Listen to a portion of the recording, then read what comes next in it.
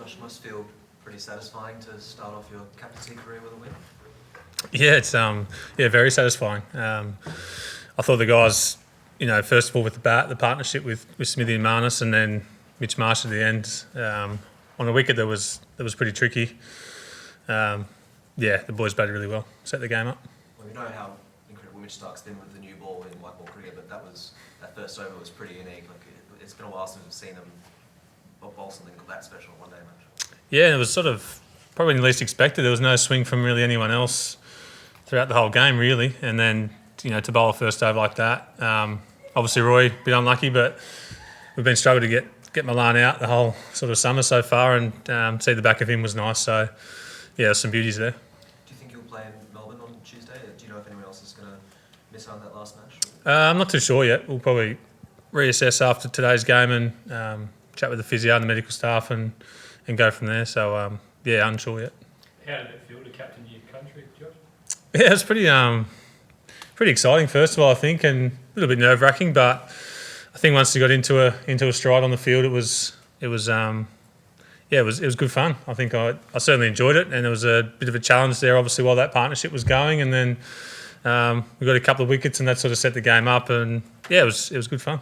Was this prospect something that you'd spoken to the selectors about for a while, or was it a shock when they came to you? I think with the white ball stuff, I've been in and around the strategy meetings, the leadership groups for a number of years now, and I guess with Paddy sitting out this game and having a rest, then it was a good opportunity to get a game under my belt, and obviously if Paddy plays the next game, then pass it back. So there's that wider leadership group there for the white ball stuff, and it makes sense when you're playing those games on the back end of Test match series, and guys are playing 2 out of 3 or 3 out of 5 or whatever it is.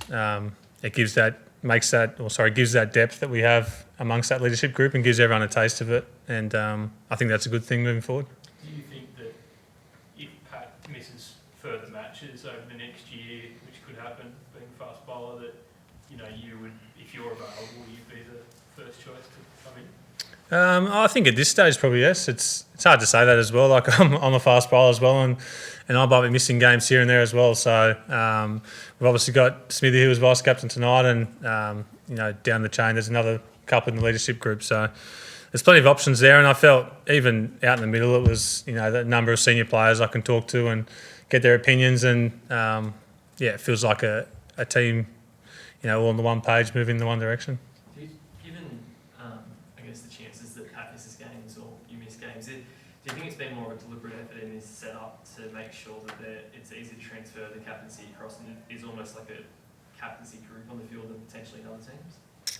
Yeah, I'd agree with that, yeah. I think even I felt that tonight, and Paddy's a bit more experienced in the captaincy, but I'm sure he feels that way as well. It's there's 3 or 4 players on the field you can turn to, and who sit in those strategy meetings and talk about things coming up, the games, training, whatever it is, and how to get the best out of everyone. And I guess it feels like that leadership group on the field. Have you captained before at any level, any time? I'd have to go back to school cricket, I reckon. Yeah, it'd be a while ago, yeah, for sure.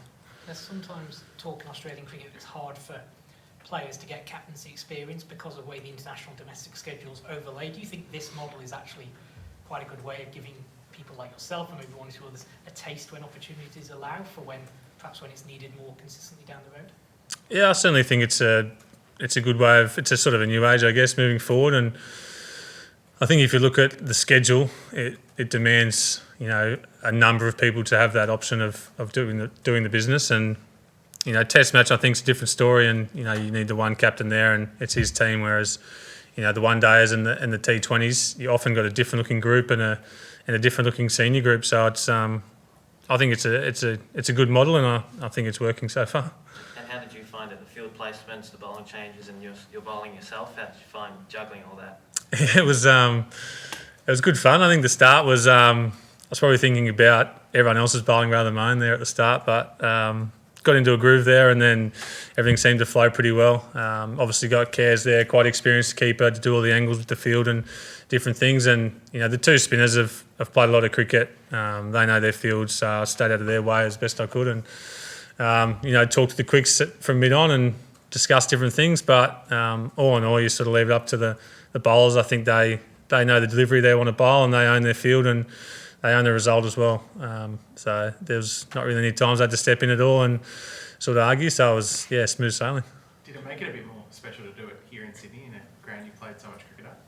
Yeah, it probably did. Thinking about it now, I'm not from Sydney, but I've lived here for quite a while now, and this is definitely the home ground within Australia, and it certainly makes it a bit more special, I think. Josh, I know that World Cup's a long way away, but even just with the way the team's setting up in these games, do you think it's going to be hard for yourself, Pat, and Mitch to all fit into the same attack when it comes to a tournament in India? Yeah, I think again it's the conditions, isn't it? It's one day cricket in India. It's majority played on good wickets, high scoring. From the tours that I've been on and the scores I've seen, they're quite high, and the wickets are good to bat on. So they don't necessarily take a lot of spin. But being a tournament, it could take spin the longer it goes into the tournament. That's something you weigh up. I think on the spot, it's good to play 2 spin, 2 quicks, and some all rounders the first couple of games, and see how that balance works. And then we'll see what happens next game. Josh, can I just check? I know there's a lot of water to go under the bridge over the next few months, but have you decided whether to commit fully to next season's IPL? Obviously, Pat's decided not to go. Have you got a decision yet?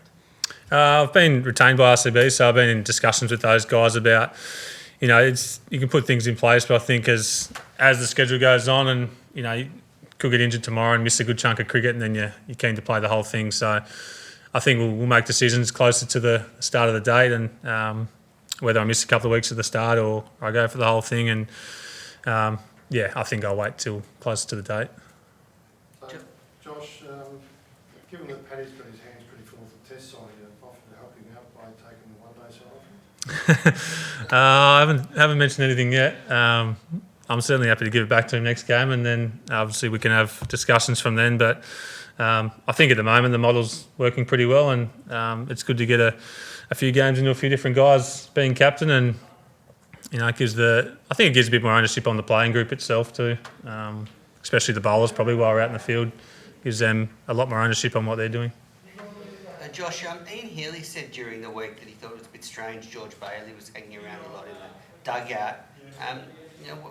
What do you feel about that? No, I'm happy with that. I think he's certainly probably the youngest head selector we've had in a long time, and I know a lot of the guys have obviously played with him, and I played with him and against him, so we know him very well, and we value his opinion, whether it's on selections. He's obviously very upfront and honest all the time, and delivers the message, really well to any players. So in terms of the cricket thing, he's got a good cricket brain as well. He's captain Australia as well, so he's always a good brain to pick, and he's got a good lease on life, I guess, as well.